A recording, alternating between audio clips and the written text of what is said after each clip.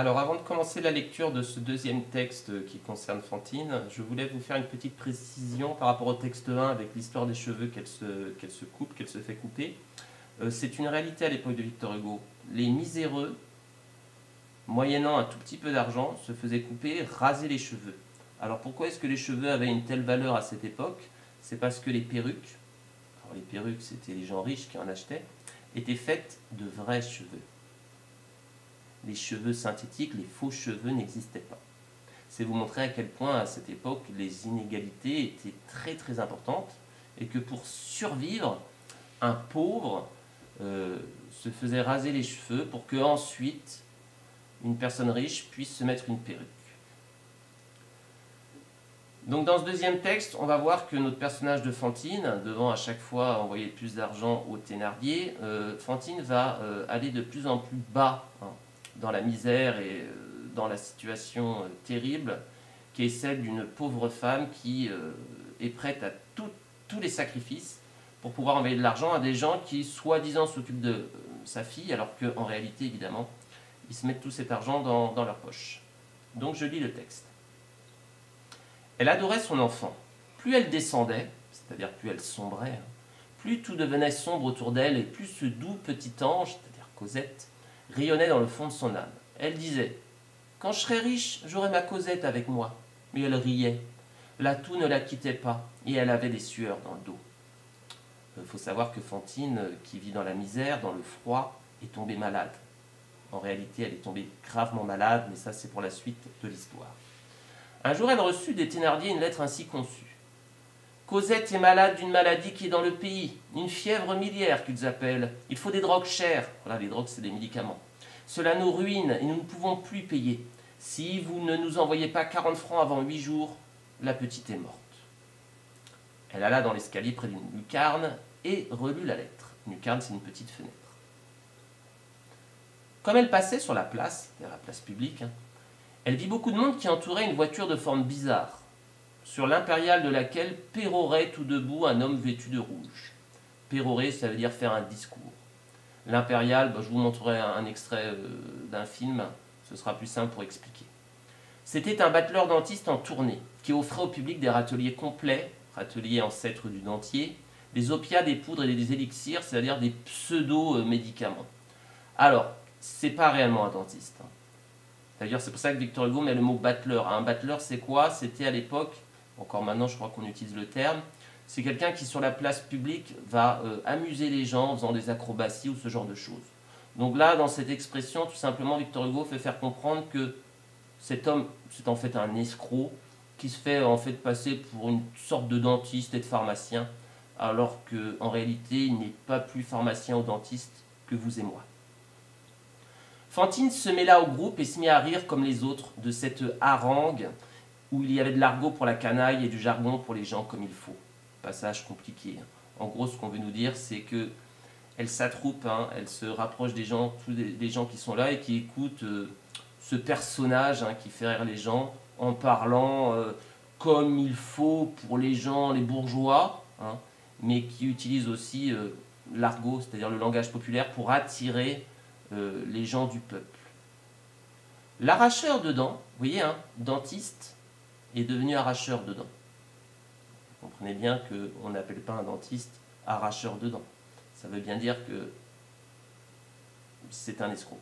Vit cette belle fille qui riait et s'écria tout à coup. « Vous avez de jolies dents, la fille qui riait là. Si vous voulez me vendre vos 2 palettes, je vous donne de chaque un Napoléon d'or. » Napoléon, c'est une monnaie de l'époque, c'est une pièce, c'est de l'argent. C'est pas énormément d'argent pour un bourgeois, mais pour notre pauvre Fantine, c'est beaucoup d'argent. D'ailleurs, je m'arrête et je vous montre juste un court extrait pour que vous compreniez un petit peu ce qu'était justement ce pseudo-dentiste et sa voiture à impériale.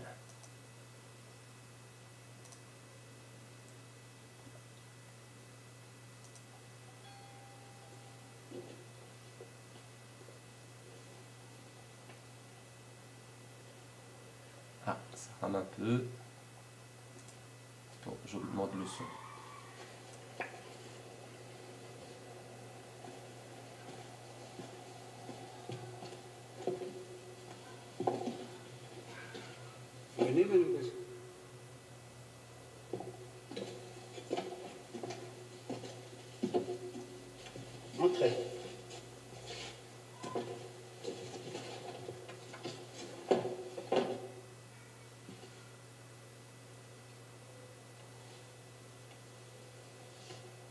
Elles sont blanches. Elles ont l'air saines. Et vous payez combien? Voilà, j'arrête là, donc c'était juste pour vous montrer un petit peu la tête de ce soi-disant dentiste. Alors vous voyez une petite différence par rapport au texte de Victor Hugo, c'est que dans le texte de Victor Hugo, il y a plein de gens à ce moment-là, alors que là, ils ont fait une scène où il n'y a que Fantine, ou quasiment que Fantine dans la rue, et qui va donc quoi? Ben ça, on va le voir dans la suite du texte. Qu'est-ce que c'est que ça, mes palettes? Demanda Fantine. Les palettes, reprit le professeur dentiste. Bon, là, il y a de l'ironie. Hein. Pas un professeur dentiste, hein, c'est un simple arracheur de dents. C'est les dents de devant, les deux d'en haut. Quelle horreur, s'écria Fantine. De Napoléon, grommela une vieille édentée qui était là. Oh, en voilà une qui est heureuse. Alors, c'est-à-dire que dans le public, il y a une vieille dame qui n'a plus de dents et qui dit « Ah, ben dis donc, elle a de la chance d'avoir ses palettes, c'est-à-dire ses dents de devant, Fantine. » Tout simplement, ça signifie, on comprend en fait que cette vieille dame a déjà vendu ses dents. Et qu'elle aimerait bien être à la place de Fantine hein, pour pouvoir justement récolter de l'argent en se faisant arracher des dents qu'elle, elle n'a plus. Donc c'est tragique. Il faut savoir que Les Misérables, c'est un texte qui montre une société terriblement dure. Hein. C'est-à-dire qu'en réalité, c'était comme ça à l'époque de Victor Hugo. Fantine s'enfuit et se boucha les oreilles pour ne pas entendre la voix enrouée de l'homme qui lui criait « Réfléchissez, la belle, de Napoléon, ça peut servir si le cœur vous en dit. Venez ce soir à l'auberge du Tillac d'Argent, vous m'y trouverez. » Fantine rentra, elle était furieuse, et conta la chose à sa bonne voisine Marguerite. « Comprenez-vous cela? Ne voilà-t-il pas un abominable homme? Comment laisse-t-on des gens comme cela aller dans le pays? M'arracher mes deux dents de devant? Mais je serais horrible, les cheveux repoussent, mais les dents... Ah, le monstre d'homme! J'aimerais mieux me jeter d'un cinquième la tête de la première sur le pavé. Il m'a dit qu'il serait ce soir au Tillac d'Argent. » « Et qu'est-ce qu'il offrait? » demanda Marguerite. « 2 Napoléons. »« Cela fait 40 francs. Hein. »« Oui, dit Fantine, cela fait 40 francs. » Elle resta pensive et s'y mit à son ouvrage, car elle se remet à travailler. Au bout d'un quart d'heure, elle quitta sa couture et alla relire la lettre des Thénardier sur l'escalier. Le soir, elle descendit, et on la vit qui se dirigeait du côté de la rue de Paris où sont les auberges. Le lendemain matin, comme Marguerite entrait dans la chambre de Fantine avant le jour, car elles travaillaient toujours ensemble, et de cette façon n'allumaient qu'une chandelle pour deux. Toujours pareil, cette misère, elles sont même là à économiser les bougies. Elle trouva Fantine assise sur son lit, pâle, glacée. Et là, les élèves, évidemment, je pense que vous avez compris la chose horrible qui s'est passée. Elle ne s'était pas couchée. Son bonnet était tombé sur ses genoux. La chandelle avait brûlé toute la nuit et était presque entièrement consumée. Marguerite s'arrêta sur le seuil pétrifié de cet énorme désordre et s'écria « Seigneur, la chandelle qui est toute brûlée, il s'est passé des événements !» Puis elle regarda Fantine qui tournait vers elle sa tête sans cheveux. Fantine, depuis la veille, avait vieilli de 10 ans. « Jésus, fit Marguerite, qu'est-ce que vous avez, Fantine ?»« Je n'ai rien, répondit Fantine. Au contraire, mon enfant ne mourra pas de cette affreuse maladie, faute de secours. Je suis contente. » En parlant ainsi, elle montra à la vieille fille 2 Napoléons qui brillaient sur la table. « Ah, Jésus-Dieu, dit Marguerite, mais c'est une fortune. Où avez-vous eu ces louis d'or? »« Je les ai eus, répondit Fantine. En même temps, elle sourit. La chandelle éclairait son visage. C'était un sourire sanglant. Une salive rougeâtre lui souillait le coin des lèvres et elle avait un trou noir dans la bouche. Les 2 dents étaient arrachées. Elle envoya les 40 francs à Montfermeil.